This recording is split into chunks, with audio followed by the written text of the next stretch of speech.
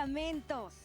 Seguimos en esta segunda parte de nuestra transmisión especial con César Vidal. Importante, interesantísimo lo que ha hecho la primera parte. Realmente ha desenmascarado la nueva versión internacional y Westcott y Hort. Así que sigamos con esta interesante transmisión, Jimena. Sí, ahora viene el bloque de preguntas y respuestas. El doctor César Vidal ya está ahí. Ahí lo dejamos. Vamos a ver. Texto crítico. Hay bastantes razones. Primero, el texto mayoritario existe, el texto crítico no existe. Voy a intentar explicar esto. Ustedes pueden encontrar miles, literalmente miles de manuscritos que tienen el texto mayoritario, el textus receptus. No hay un solo, ni uno solo, de los más de 5.000 manuscritos del Nuevo Testamento que tenga el texto crítico. El texto crítico es un corta y pega de distintos manuscritos, fundamentalmente el Sinaítico y el Vaticano, que son los dos manuscritos más corruptos que existen del Nuevo Testamento. De modo que una de las primeras razones es que el mismo texto crítico no existe en los manuscritos. Han tenido que cortar y pegar para hacer eso que llaman el texto crítico. Segundo, el texto mayoritario está reflejado en más del 95% de los manuscritos que tenemos.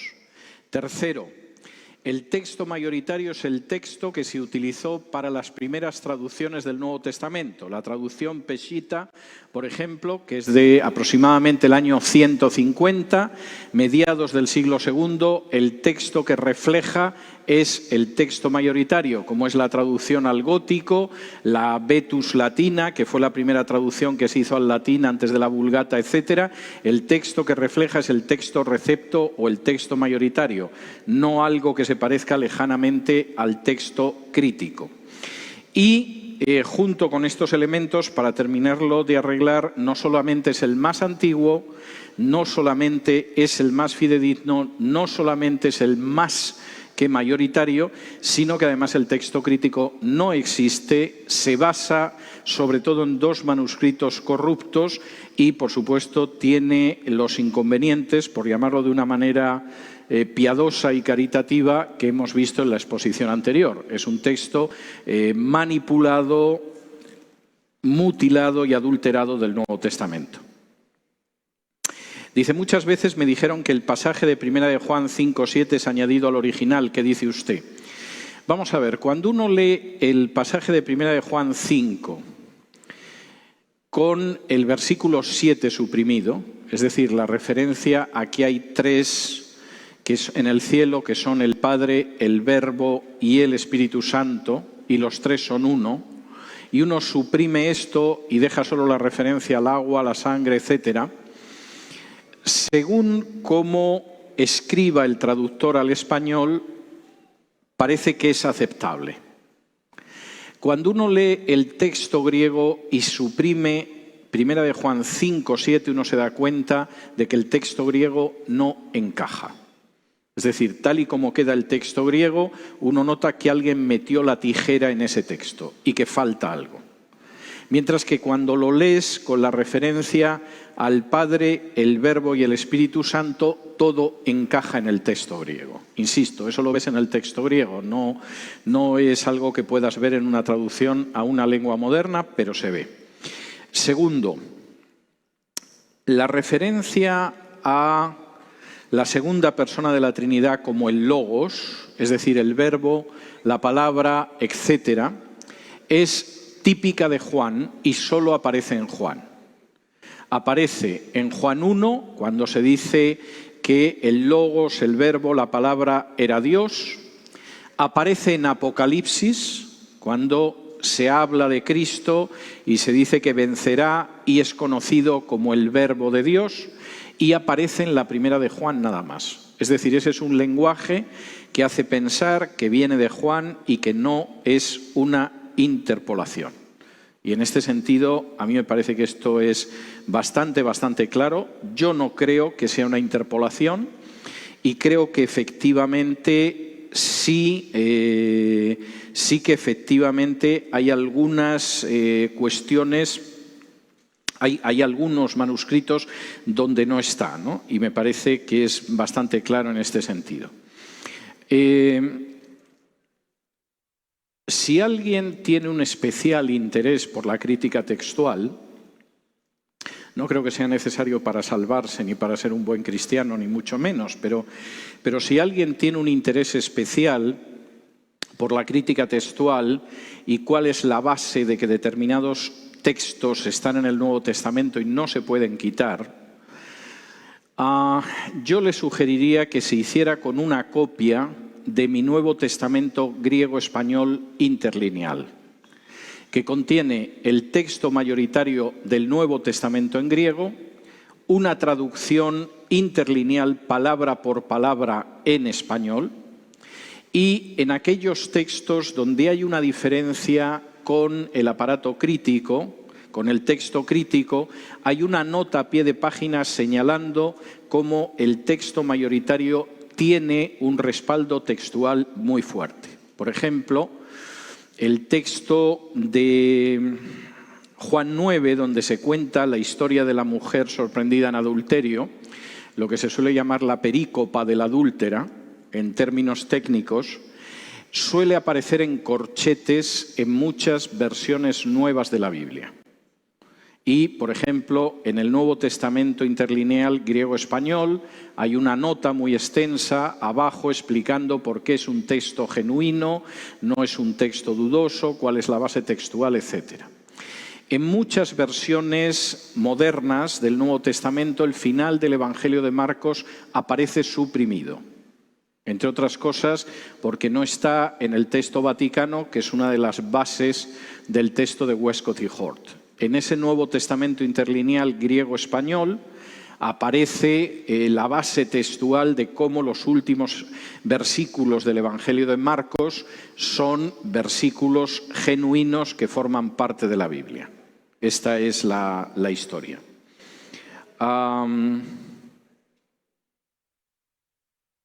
Vamos a ver. ¿Podrá, por favor, explicarnos sobre el nuevo orden mundial, globalismo? Lo vi en una entrevista, quisiera, por favor, que nos explique un poco más sobre esto. No en este contexto, porque estoy aquí para hablar del texto del Nuevo Testamento, pero creo que mañana la primera exposición que tengo es una exposición sobre, creo que es la ideología de género y la agenda globalista o algo así. No me pregunten dónde es, porque me llevan de un sitio a otro, pero la primera exposición que tengo mañana por la mañana o al mediodía es precisamente sobre eso. En esta dice,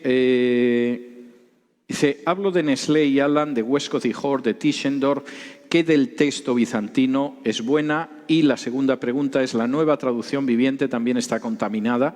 El texto bizantino es el texto mayoritario. Es decir, es lo que algunos prefieren denominar el Textus Receptus, que es un nombre que se le dio en el siglo XVI, diciendo que es el texto que hemos recibido, que es lo que significa Textus Receptus. Es lo que algunos preferimos llamar texto mayoritario y es lo que algunos prefieren llamar texto bizantino, porque se conservó sobre todo en la zona oriental del Imperio Romano, que utilizaba como lengua de comunicación el griego, pero sustancialmente es lo mismo. Y si tienen la curiosidad de hacerse con una edición del Nuevo Testamento griego editada en países del este de Europa, el texto que van a tener es el texto mayoritario. Es un texto igual que el de la Reina Valera. Yo tengo varias ediciones editadas en Grecia, en Rusia, etcétera, y es el texto mayoritario. La nueva traducción viviente también está contaminada. Vamos a ver. Ustedes tienen, si se tomaron la molestia de tomar algunas notas durante mi exposición, ustedes tienen ya algunos elementos de juicio para que puedan ver si merece la pena la versión de la Biblia que tienen delante de sus ojos o no. Si esos textos están alterados, están mutilados, han desaparecido los versículos, han desaparecido frases, etcétera, ya saben ustedes que no merece la pena esa traducción. Puede que la traducción del texto mutilado no esté mal, pero no deja ya de ser un texto mutilado. Y creo que eso les puede ayudar, Podríamos haber dado un seminario con docenas y docenas de textos, pero preferí limitarme a algunos textos que les pueden mostrar la traducción que tienen por delante, que es el caso también de la Nueva Traducción Viviente. Pero con esos textos ustedes mismos se pueden hacer una idea de la versión de la Biblia que tienen delante. Siguiente pregunta. ¿De dónde proviene la traducción de las Escrituras de la Biblia Reina Valera, Lutero, protestantes, etcétera? ¿Existen acaso varias fuentes de donde provienen las traducciones de la Biblia? Las traducciones de las Biblias clásicas de la Reforma todas vienen del texto mayoritario. Es decir, tanto en inglés la Biblia de Ginebra o la Biblia del Rey Jaime, en español la Reina Valera, pero también el Nuevo Testamento de Encinas, en alemán la Biblia de Lutero y otras traducciones que se hicieron de la Biblia, realmente son Biblias basadas en el texto mayoritario, todas ellas, lo cual me parece bastante significativo. El texto masorético, sí.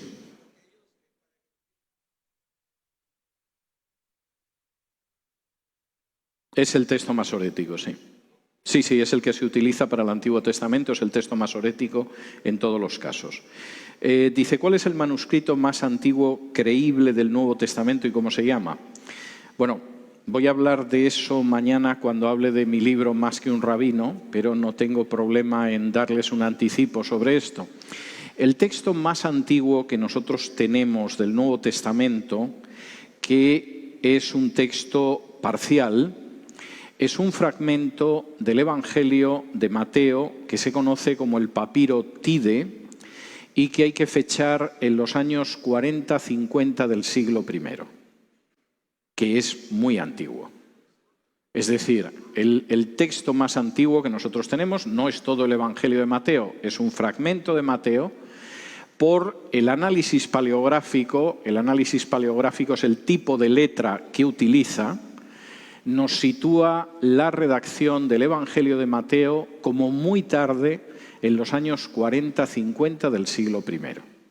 Algún amigo bromea conmigo y me dice, mientras Jesús estaba muriendo en la cruz, Mateo ya estaba tomando notas, ¿no? Bueno, no tanto, pero es un texto muy, muy antiguo. Y una de las cuestiones a las que me referiré mañana al hablar de mi libro Más que un rabino es que cuando se habla de que el Nuevo Testamento, los manuscritos son muy antiguos, están a mucha distancia, etcétera, etcétera, eso es absolutamente falso. Es decir, los evangelios se escribieron en una fecha muy primitiva.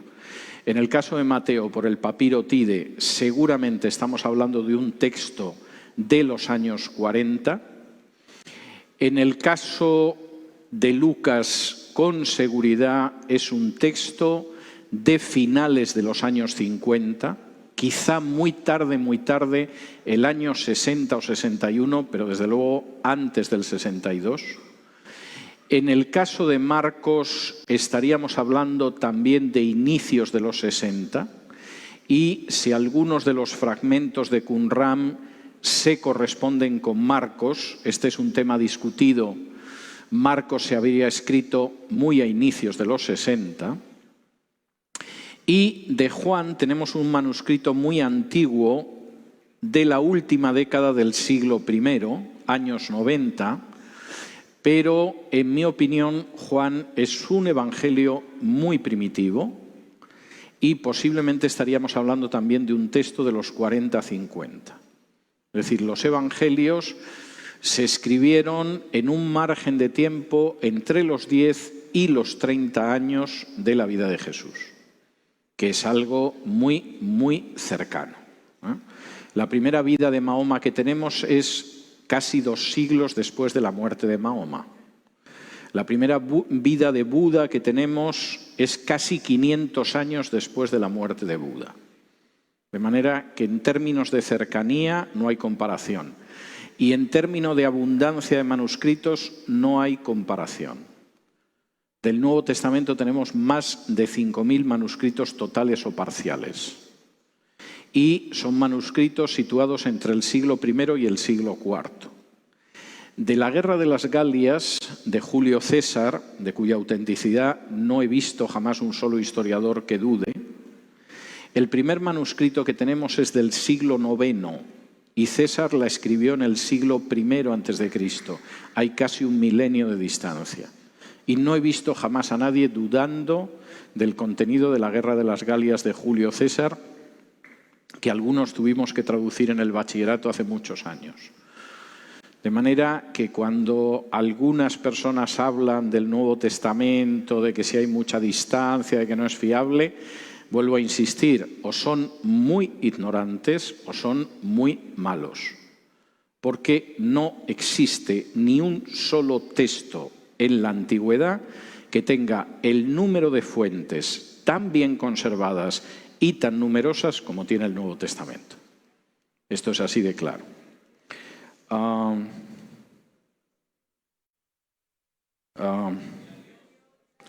Dice, ¿cuáles son los protocolos para escribir una versión de una Biblia?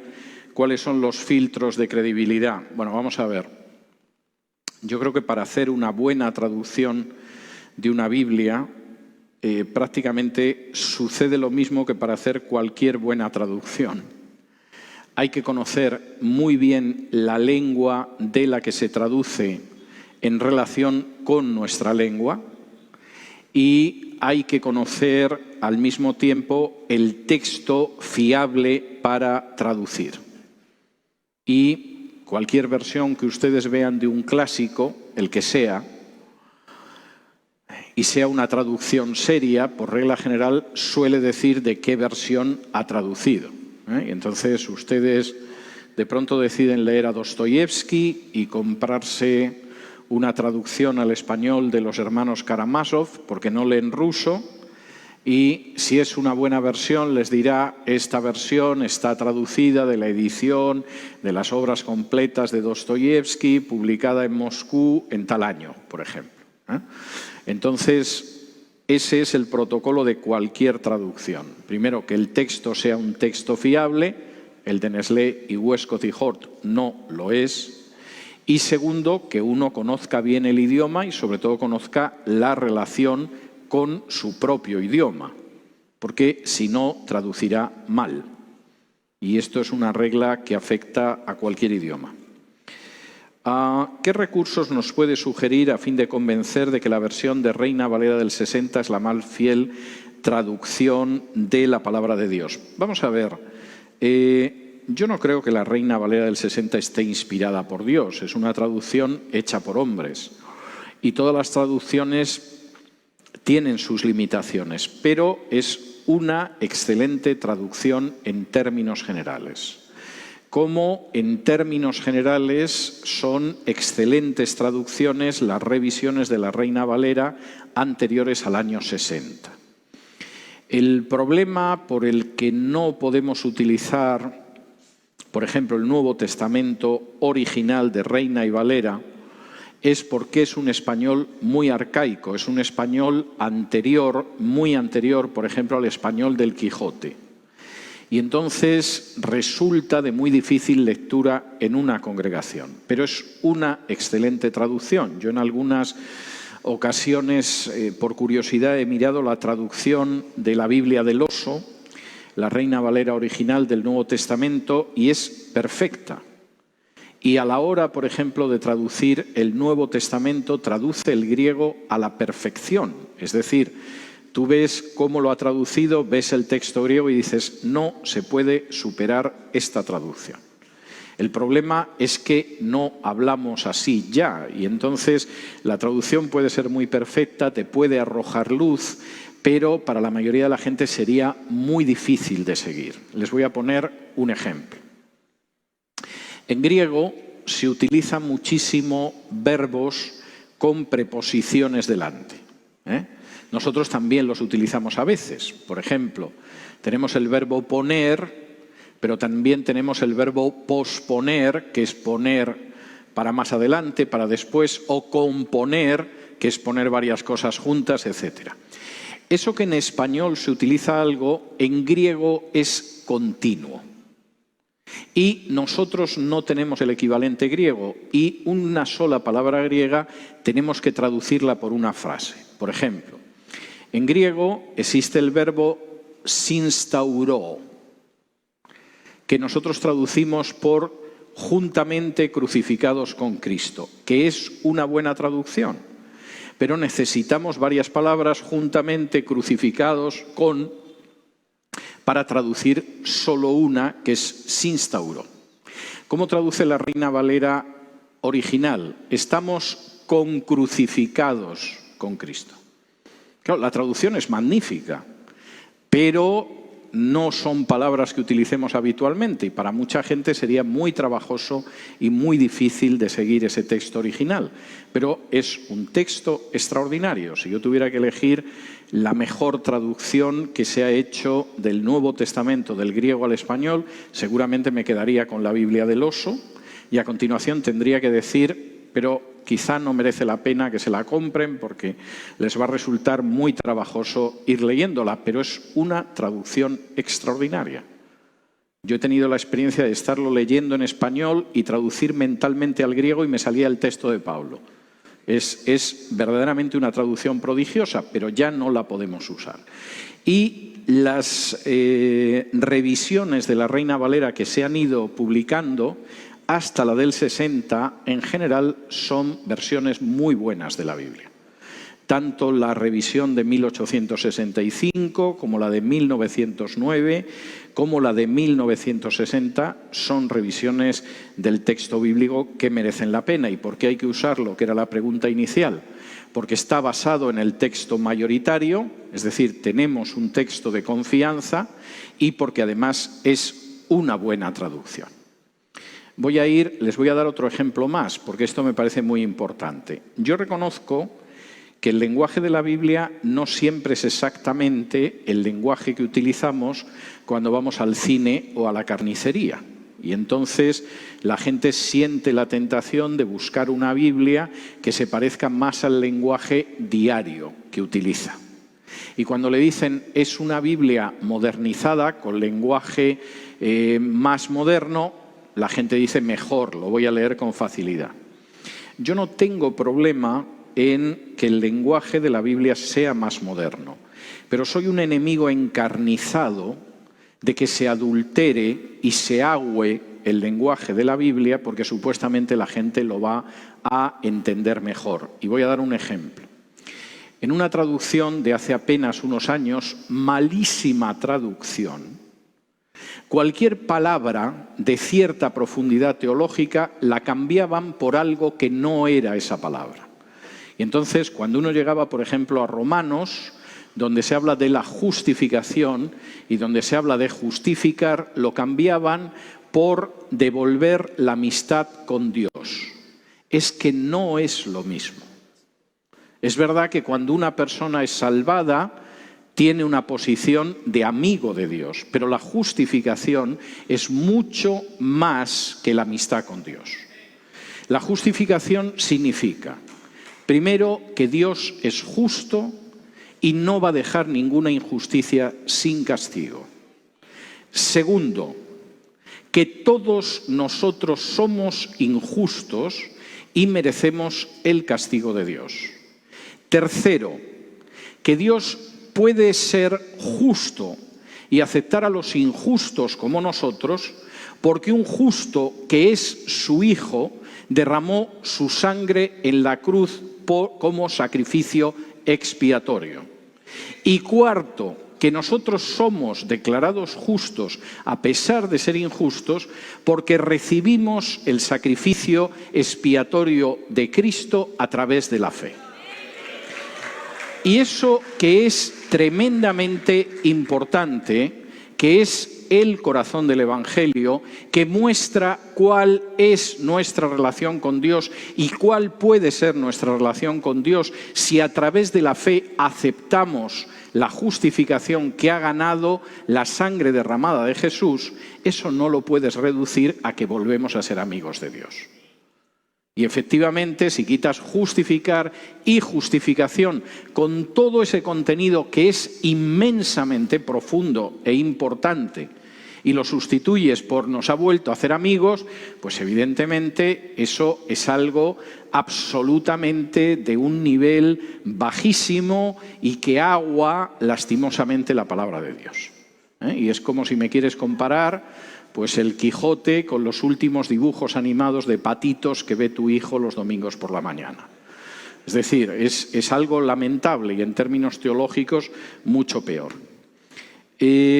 ¿Cómo es que sale a la venta una Biblia sin antes haber sido revisada o aprobada para poder certificar si está basada o no en las verdaderas escrituras o en el texto mayoritario?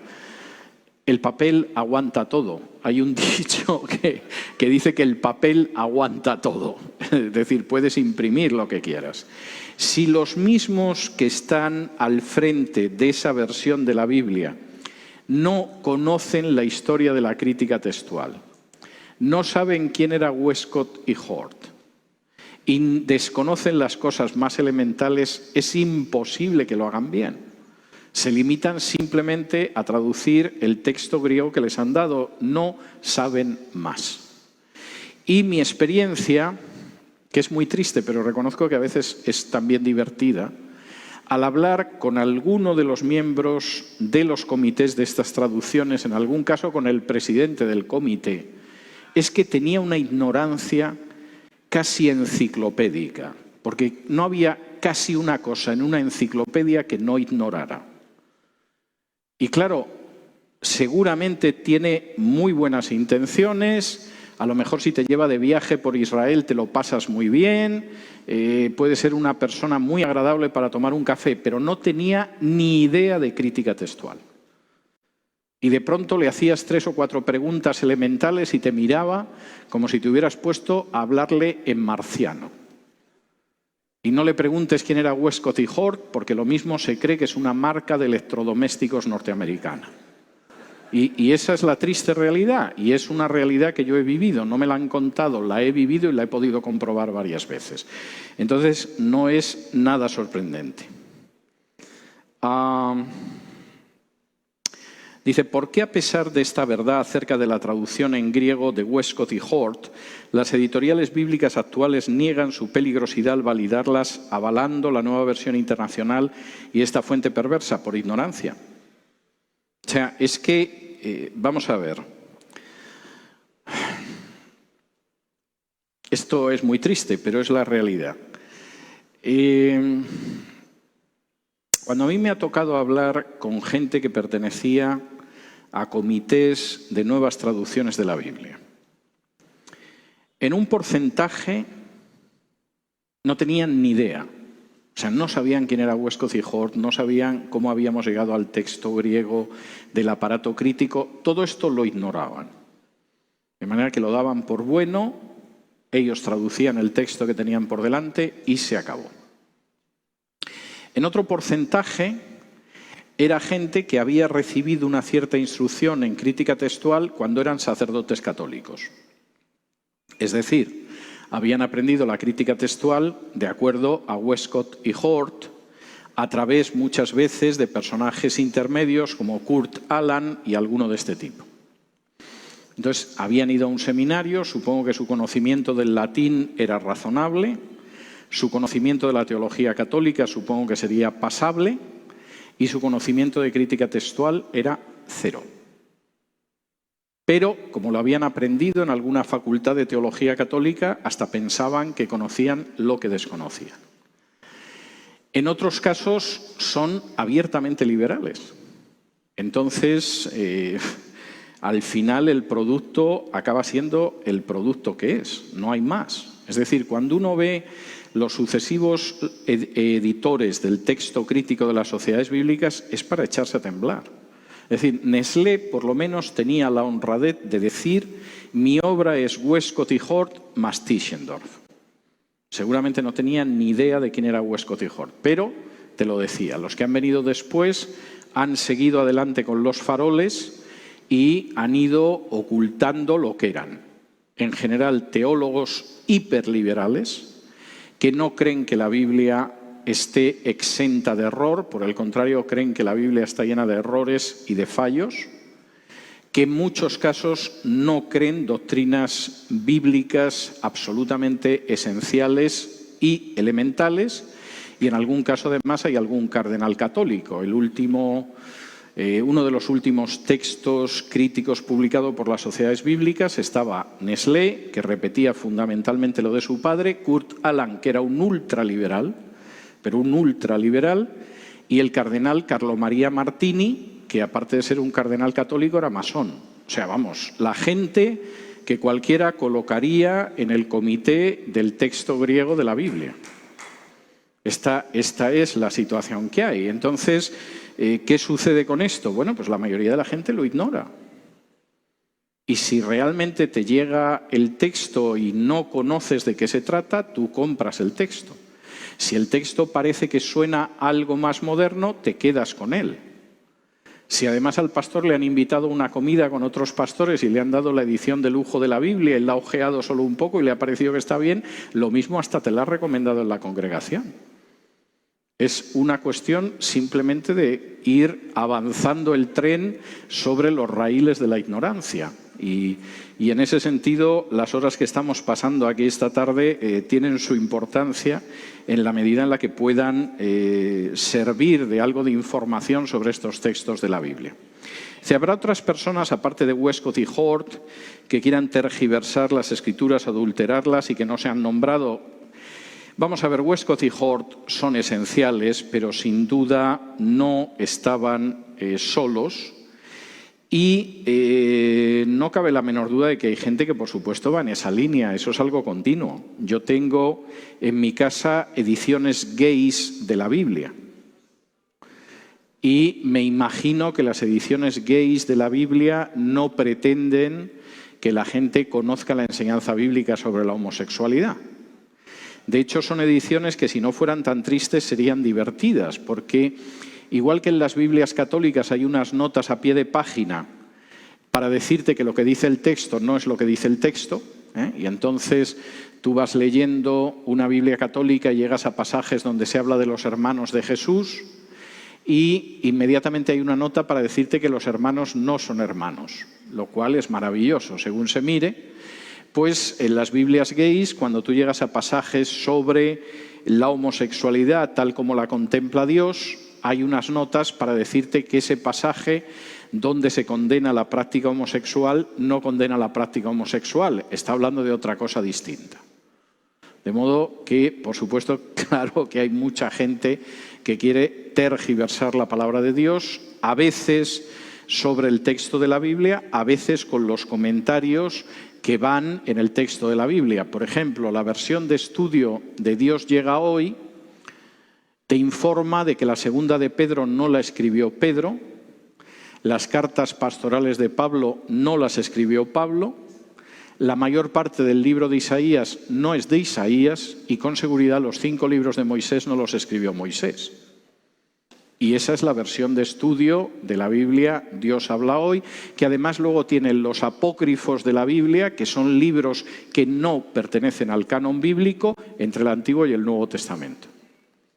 De manera que estas son cosas que efectivamente suceden y hay que tener cuidado si vas a comprar otra versión, lo que vas a comprar. Estoy leyendo la Contemporary English Version y la New International Version. ¿Qué Biblia en inglés me recomienda? La New International es la NBI en español. Es mejor el inglés que la traducción española, pero sigue teniendo el mismo problema para el texto del Nuevo Testamento. Y lo mismo sucede con la versión en inglés contemporáneo. Vamos a ver, en inglés hay varias traducciones de la Biblia que son buenas, tienen algo más para escoger.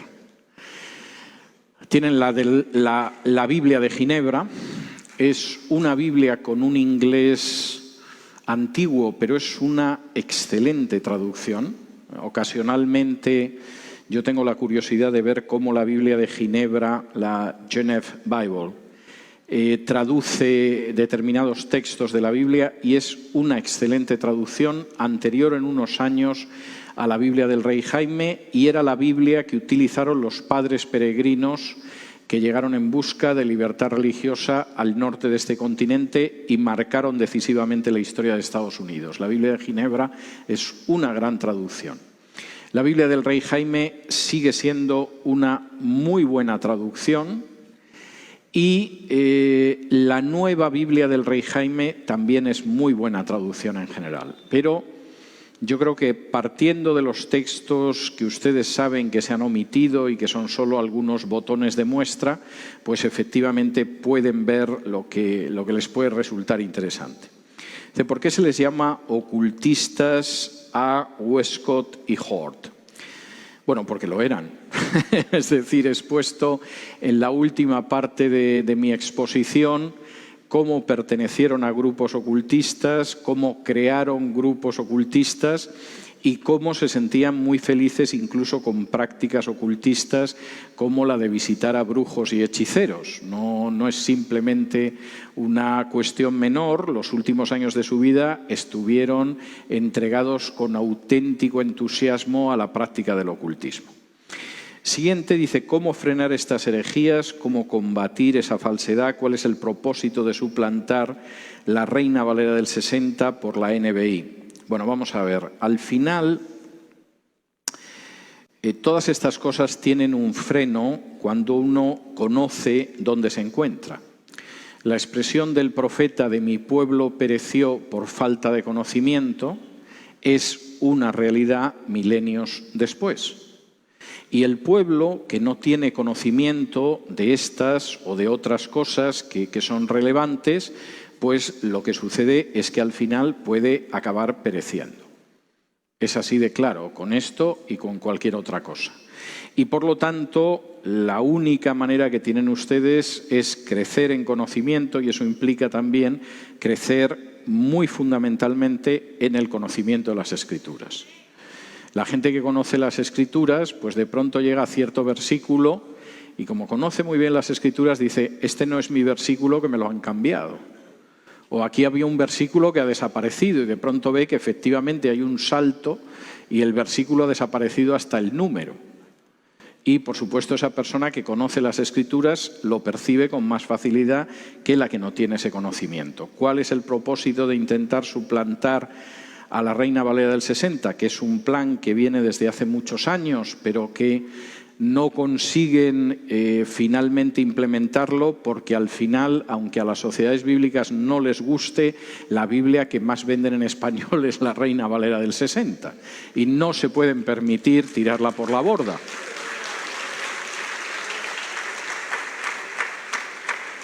El propósito yo creo que es claro y vamos a ir hacia la creación de un texto para todo el mundo, en el cual se aguará el contenido teológico de la Biblia, incluiremos los libros apócrifos y, por supuesto, mutilaremos el contenido de las Escrituras. Esto es muy claro y es un plan que empezó a caminar hace mucho tiempo, pero Dios ha prometido preservar su palabra y es fiel y así está sucediendo, ¿no?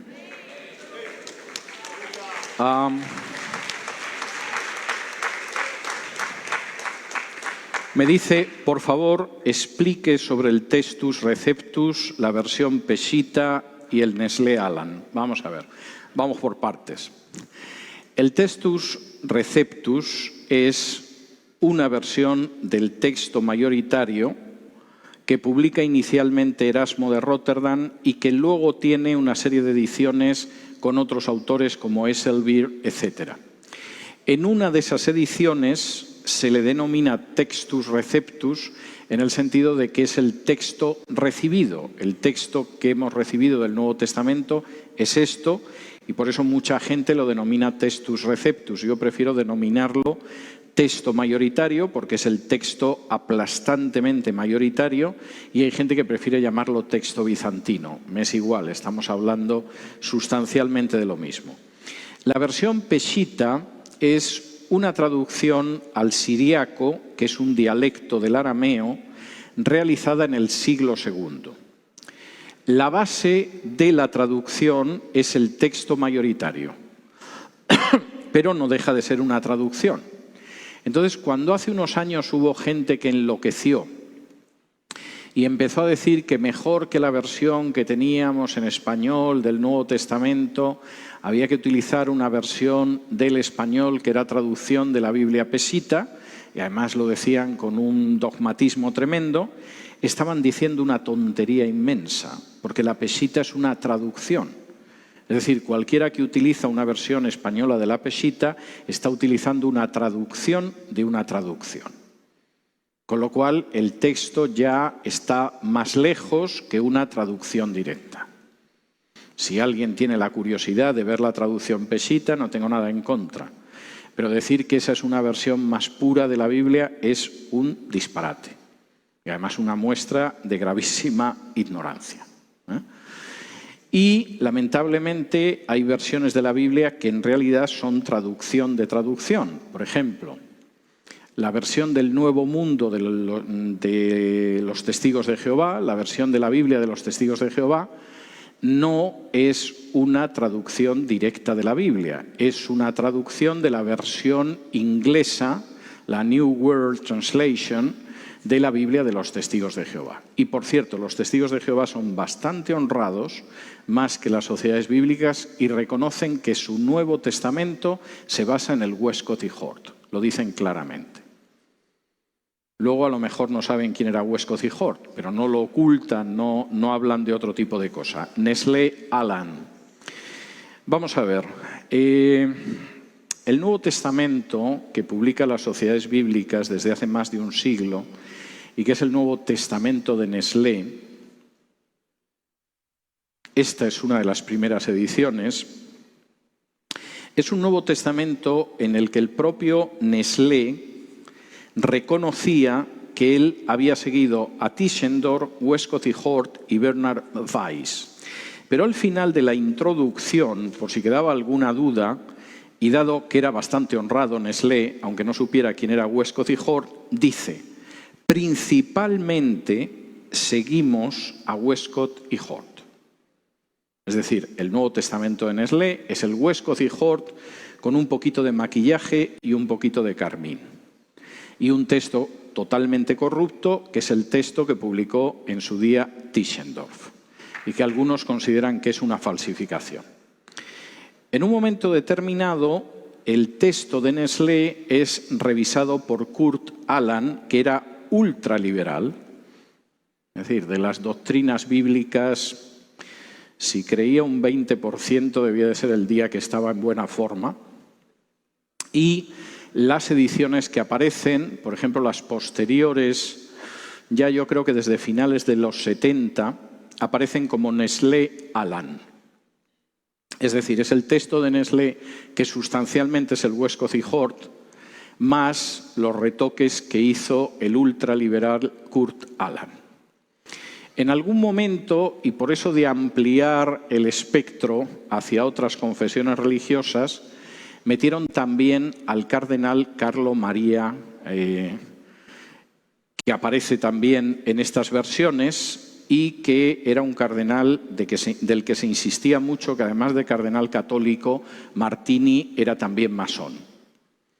Pero eso ya permitió que todas las traducciones de Biblias católicas, al menos en los últimos 30 años, se hagan sobre la base también del texto crítico del Nuevo Testamento, con quejas de algún autor católico.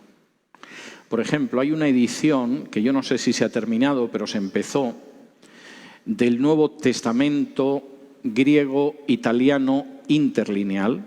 Empezaron con los 4 evangelios, no sé finalmente si la terminaron, y el traductor se quejaba de que el texto crítico de las sociedades bíblicas, el Nestlé Aland, no era fiable. Y entonces decía que a la hora de hacer su edición del Nuevo Testamento en griego, dice, claro, es que ese texto se ha convertido en una especie de textus receptus. Es decir, es el texto que tenemos que utilizar todos. Dice, yo tengo muchas dudas sobre ese texto. Y entonces él mismo decía que a la hora de hacer su texto griego, realmente se había separado del texto de Nestlé Aland porque él pensaba que no estaba muy claro ni mucho menos. O sea, esto es algo que me parece bastante claro. Vamos a ver, aquí me dice en Colosenses 1:15, la NBI dice que Jesús fue creado. Vamos a ver si es así, porque bueno, esto ya sería el colmo. Colosenses 1:15, en la NBI, dice: Él es la imagen del Dios invisible, el primogénito de toda creación. Ahí no dice que Dios sea creado, pero dice que un testigo de Jehová le dijo que eso implicaba que Jesús era creado. ¿Y qué quiere decir este versículo? Quiere decir exactamente todo lo contrario. El primogénito de la creación no es el primer creado. No es lo mismo el prototixtos, que sería el primer creado, que el primogénito, que es el término que aquí se utiliza. Por dos razones. Primero, primogénito en la Biblia siempre tiene el sentido de soberanía y no necesariamente el primer nacido, precisamente porque tiene un sentido de soberanía. Esaú le puede vender su primogenitura a Jacob. No le podría vender el haber nacido antes, eso es imposible, pero sí le puede vender el elemento de soberanía que va unido al hecho de haber sido el primero en nacer. Y por eso se habla de que Israel es mi primogénito, aunque obviamente no fue el primer pueblo que Dios estableció, o se puede decir que efectivamente Esaú puede vender la primogenitura, y cuando se habla del primogénito de toda creación se está hablando del soberano de toda creación.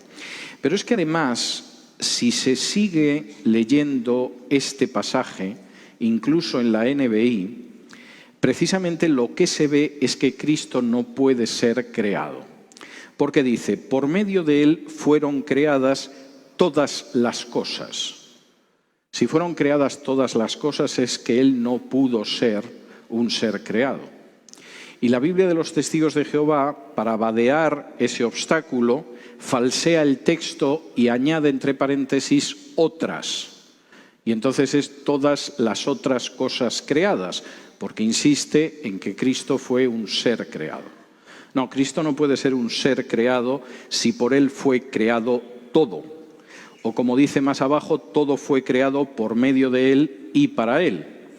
O como dice el versículo 17, es anterior a todas las cosas que por medio de él forman un todo coherente. Espantosa traducción de la Nueva Versión Internacional, pero no herética. Es anterior a todas las cosas. Si él es anterior a todas las cosas, él no puede ser una cosa. Si todo lo creado fue creado por él, él no puede ser un ser creado. Y esto es algo que aparece con claridad en Colosenses, e insisto, en la Biblia de los Testigos de Jehová, para intentar escaparse de la dificultad que les plantea este texto, pone antes de todas las otras cosas creadas, para insistir en que Cristo también es una cosa creada, que no es lo que dice el texto de Colosenses. ¿Estaría bien adquirir una Biblia de la NBI para comparar y fundamentar los versículos que ha tratado? Bueno, depende de lo que quiera usted emplear el tiempo. Yo creo que somos mayordomos del tiempo y que debemos intentar emplearlo de la mejor manera posible. Si efectivamente cree que va a ser de utilidad para alguien que se compre la NBI y va a ir comparando los textos con la Reina Valera y va a sacar la docena de textos que están cambiados, mutilados, alterados, hágalo. Si se le ocurre algo más útil que hacer, pues hay cosas más útiles que hacer. Esta es una decisión personal de cada uno. ¿Es la Biblia Reina Valera 1960 la más aceptable? ¿Y qué Biblia me puede recomendar y que sea la más apropiada, igualmente un diccionario bíblico? Vamos a ver, para una persona que quiera leer y estudiar la Biblia, para mí la Reina Valera está muy bien, en cualquiera de las revisiones. Posiblemente la más fácil de leer es la 1960, pero cualquiera de las revisiones está bien y me parece que es recomendable. Si quiere profundizar en aspectos del Nuevo Testamento en versión original, me atrevería a sugerirle que se haga con mi Nuevo Testamento interlineal griego-español, porque tiene muchas notas explicando los textos, porque tiene muchas notas explicando las palabras griegas, porque tiene un vocabulario al final de algunos de los términos griegos más importantes del Nuevo Testamento y le puede ayudar para profundizarlo, pero solo para una persona que quiera profundizar más en el texto de la Biblia. Preguntas. Dice, las publicaciones NBI, las versiones en griego de Westcott y Hort parecen ser una operancia directa del anticristo. ¿Cuál es su opinión al respecto? No tengo la menor idea de si en eso está el anticristo. Está mal y punto. No creo que la cosa fuera peor porque estuviera detrás el anticristo, no. C. Aun cuando no es el tema de su conferencia, le pediría por favor nos ilustre sobre la versión de la Reina Valera 1960, es decir, quiénes estuvieron a cargo de las traducciones de los manuscritos originales, dónde fueron encontrados. Según entiendo, el Antiguo Testamento fue escrito en hebreo y arameo y el Nuevo Testamento en griego. Vamos a ver muy brevemente. El Antiguo Testamento se basa fundamentalmente en el texto masorético que conocíamos antes del manuscrito de Leningrado, que es la base fundamental del texto masorético, aunque teníamos porciones del texto masorético en escritos rabínicos anteriores al manuscrito de Leningrado. Con el descubrimiento a partir de 1948 de los documentos del Mar Muerto, aparecieron partes del Antiguo Testamento que nos permitieron contrastar si efectivamente el texto del Antiguo Testamento que tenemos era igual que el que se utilizaba más de 1000 años antes. ¿Y cuál es la respuesta? Es igual.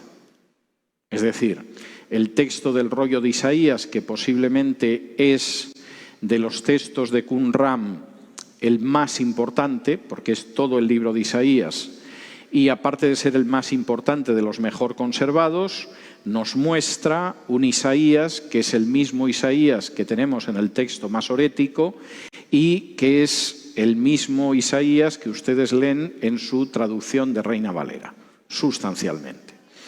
En cuanto al Nuevo Testamento, tenemos más de 5.000 manuscritos. Yo creo que ustedes van a comprender que no haga la historia de los 5.000 manuscritos en los próximos minutos, pero estamos hablando de manuscritos que van desde la primera mitad del siglo I hasta el siglo IV.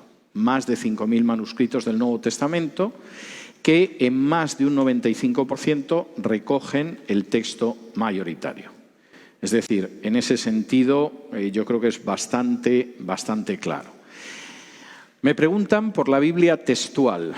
Vamos a ver, yo leí con enorme interés la primera edición de la Biblia textual, quedé horrorizado de la cantidad de errores tipográficos que tenía, es decir, me da la sensación de que tenían mucha prisa por sacarla a la calle y venderla, y entonces estaba llena de errores tipográficos, pues en vez de duelo pone deulo, y en vez de bueno pone beuno y cosas así, errores tipográficos.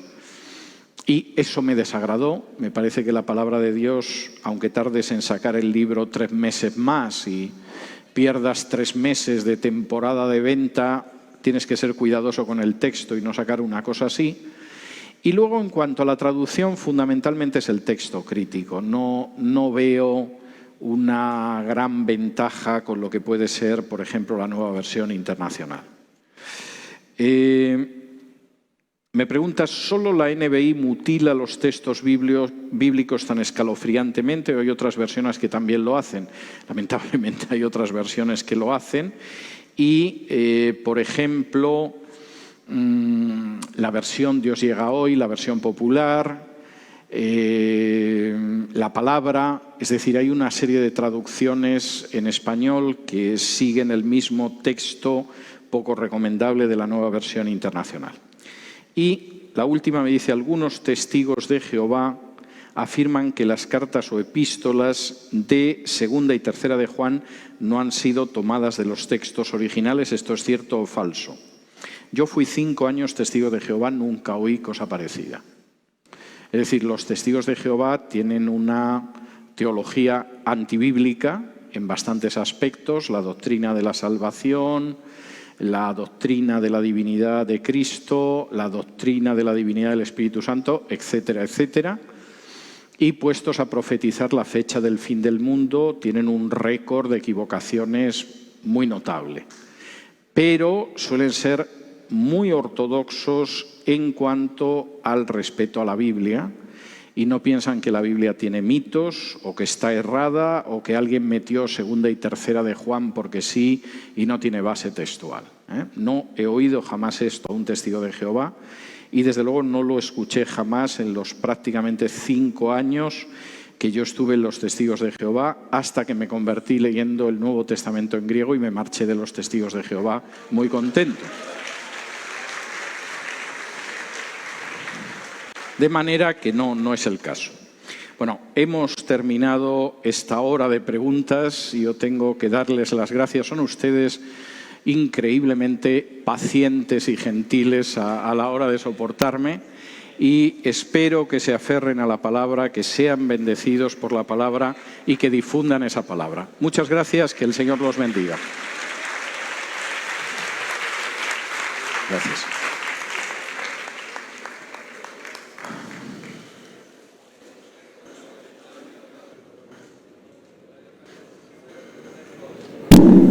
Gloria a Dios. ¿Cuántos se han gozado, hermanos? Bueno, yo me siento muy contento, agradezco al doctor, porque en el Instituto Bíblico era mi tema preferido, que he estudiado, y bueno, lo que el doctor ha expuesto pues son cosas mayores, ¿no? Pero gracias a Dios, hermano, por esta exposición. Para mí es una exposición clarificadora, nos ayuda a poder entender los peligros que se ciernen, porque si atacan la palabra de Dios, están atacando los fundamentos. Y de hecho que es una conspiración. Esto es una conspiración satánica y diabólica para atacar los fundamentos, textos contundentes sobre la divinidad de Cristo, el poder de la sangre de Cristo, también que con el ayuno y la oración se echan fuera demonios. O sea, están atacando muchas cosas. Y doctor, yo creo que escuché que habían más de 600 textos mutilados, ¿no? Era más o menos un promedio. Pero el día de mañana vamos a estar en San Martín de Porras. En la iglesia, todos los que puedan ir, hermanos, porque el tema de mañana es más que un rabino. Y yo doy gracias a Dios porque este tema tiene mucho que ver con nuestro lema, Kyrios. Gloria a Dios, ¿no? Porque Kyrios es amo, soberano, máxima autoridad, es el Señor del universo. Y como dice la palabra, y toda lengua confiese que Jesucristo es el Señor, el Kyrios, Filipenses 2:11. Nos ponemos de pie, vamos a irnos con la bendición del Señor, vamos a orar. Agradecemos a todos ustedes y al doctor también y al comité que ha organizado este evento. Y el día de mañana a las 3 de la tarde en la iglesia de San Martín de Porras, hermano. Vamos a orar. Pastor Armando nos lleva en esta parte en la oración final. Oremos, amados. Señor nuestro Dios, te damos gracias.